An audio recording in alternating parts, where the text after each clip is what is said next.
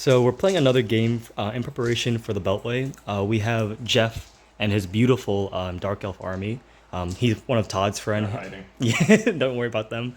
My list is the same as yesterday with Javier. We are playing again, kind of preparing for the Beltway, but this will just be a normal, generic deployment. Jeff has an amazing army. If he wants to just go briefly over what he has, don't have to go super detail what units you got. You can just like, Yeah. 3 units of shades, one with great weapons, 2 units of harpies, 3 units of dark riders, including one with a noble, sorceress on a dark Pegasus. Actually, going to try a dreadlord on a manticore instead of yeah. a dragon because dragons are no fun. And for some reason, crossbows. Yeah, so a lot of his units are actually scouting, which is really cool to see. So he only had three drops, which confused me, and then the rest of the army just scouted all into the midfield. So we're gonna roll off. I'll record recapping for whoever goes first. So turn one went to the Night Goblins. A pretty simple turn. All I did was throw a foot of Gork there. Jeff tried stopping it, but it went off. The whole army just moved along. Both Doom Divers didn't do too well. We killed a single Shade. The Snotlings over here moved up just to be aggressive, maybe to the Dark Riders. I think it's important to note that when he did his random movement, he did not go wee. I refused, because Sam will judge me if I do it, so I can't. And then these guys moved up closer to the Shades. So, listen, if Sam wasn't here, I'd make more noises, but Yeah, like there's some shame going on. But here's what the table looks like. It'll go to Jeff's turn one, and then we gotta move that template first. So we just finished Dark Elf turn one. I'll let Jeff discuss how he brutalized my little guys. So Oh, I didn't do much brutalizing. I just did some shooting. We'll see what happens next turn. yeah, so he popped the swarm here. Yeah, I only my killed the dark dude. riders are not going to do well there in the long term. He moved his fury so he can charge my probably artillery. His shades just demolished and devastated the squig hoppers. He used the guiding eye. He failed because a unit popped and fled. He dispelled my foot of Gork, took a wound off the troll hag from the crossbowmen, took a wound off my squig dude from those shades, and he did kill half of the squig herds from those shades. And I think, yeah, he didn't move those guys, or did you move them, or okay. And then his whole death ball of disaster just kind of moved over there. So we'll be back with Goblins turn two. So before the foot of Gork moves, Goblins turn two. Oh, we'll come back to the Oh, combat. yeah, Yeah, yeah, yeah. So what happened was my whole line moved up. I didn't want to charge because of Jeff's death ball of Manticore. I don't want to deal with it. I moved everyone up. This unit threw a fanatic out, killed quite a few shades. He failed and fled off the table. These units, nothing got hurt by them. They moved forward. He rolled a six and stumbled forward.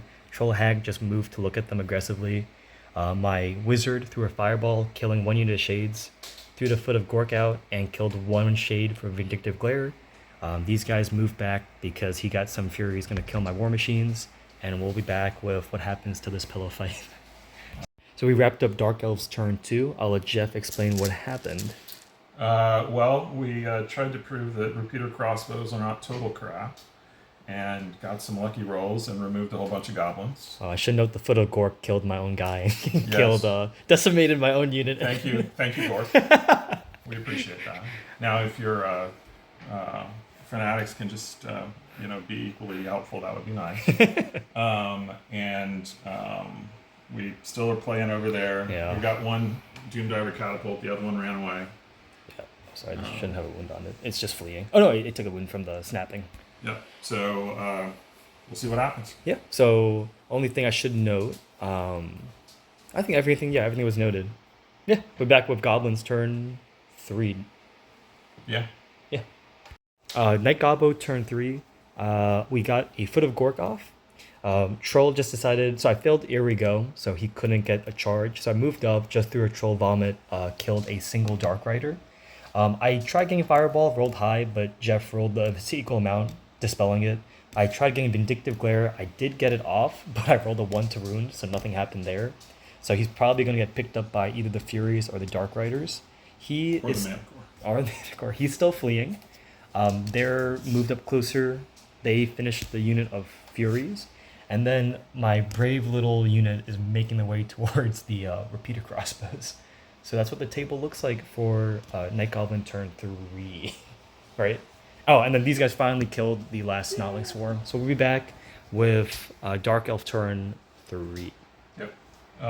We just finished Jeff's turn 3. I'll let him go over what happened. It's a bit loud because we got a lot of people in here. So Jeff, you can briefly just go over what happened. We got rid of the rest of this unit. These guys charged into him and bounced. Lost the combat. What else do we have? That's about it. Oh yeah, my general is fleeing. He took The a general wound. is fleeing, Yep. and he made his saves with his 5-up Yeah, armor. which is I think he should have died, but made it quite a few. And then they did charge the fleeing war machine. Who rolled 2 to stay on the table. So I'm on the table. I could stay, but that means they actually failed the charge. They just moved it that way. So yeah, we'll be back with Night Gobbo's turn 4. So we finished Night Gobbo turn 4. And what happened was I got Itchy Nuisance off onto this unit, which helped the Troll Hag move and just flame and kill 3 of them, which did quite a bit. What happened here was a bit messy. So he fled with the Dark Riders. This unit caught him, but they're out of position. Then these guys charged the Furies, Harpies. Jeff decided to flee with them. Then my little goob decided to get out of the way, hide behind his unit, put the Fort of Gork here, which he failed to dispel. And then this guy decided to come forward, and this guy is dancing.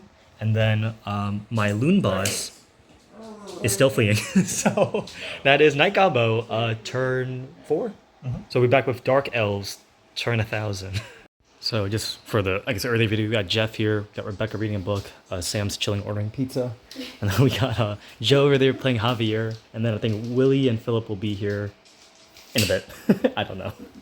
And here's Jeff thinking. A thinking man's game. So we got Javier, Rebecca, Joe, we got Phil, Willie, Jeff playing again, and we got Sam over here.